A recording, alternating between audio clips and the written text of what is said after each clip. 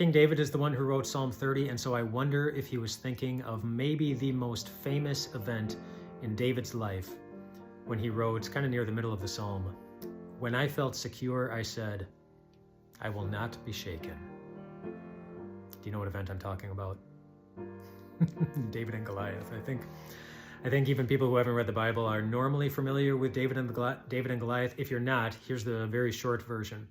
So the Israelites and the Philistines were at opposite sides on the battlefield, and every morning Goliath, who was a Philistine, would come out and he would taunt the Israelites. He would say, "If anyone can take me down one-on-one, then we will become subject to you, but if I take your person down, then your whole army will become subject to us." Which sounds like maybe a fair way and a better way to to establish power in an area rather than have everybody do the fighting. But the thing about Goliath is that he was a giant. He was about 10 feet tall. He was very skilled in fighting. I don't know that he had ever lost in anything. He had a great reputation for being a very, very good soldier. And so everybody was very afraid. Everybody was afraid.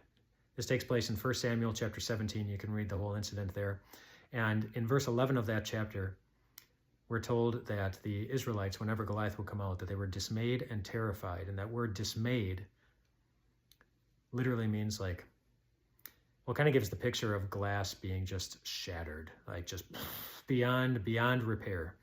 And so dismayed as they were shattered, their hearts were shattered, they were terrified, they were afraid, and nobody would go up against Goliath. And so then this little shepherd boy, David, comes in, and he was just a little shepherd boy.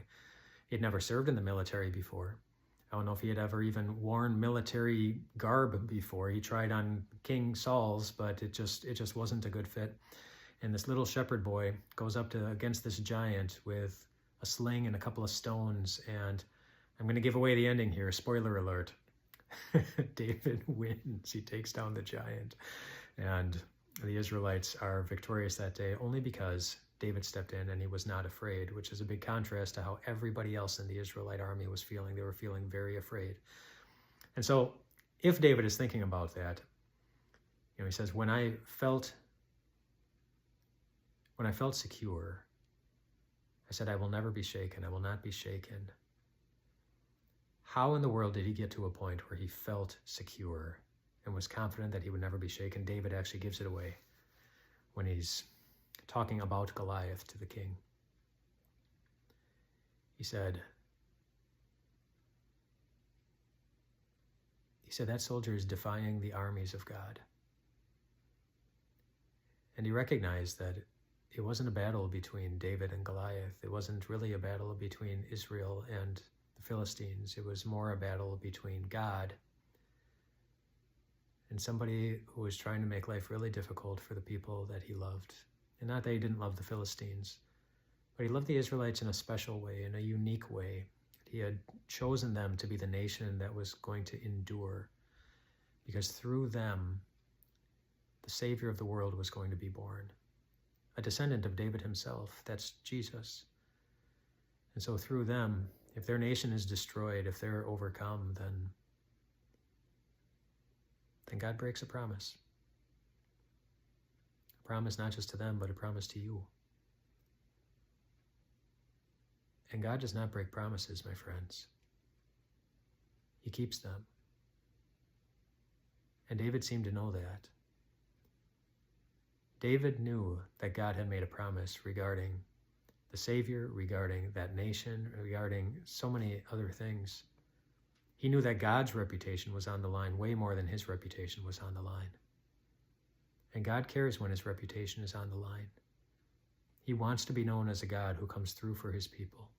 He wants to be known as a God who saves. He wants to be known as a God who loves you.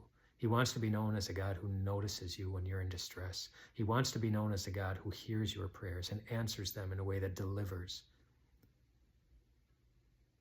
He wants to be known as those things, which is why he always will be those things.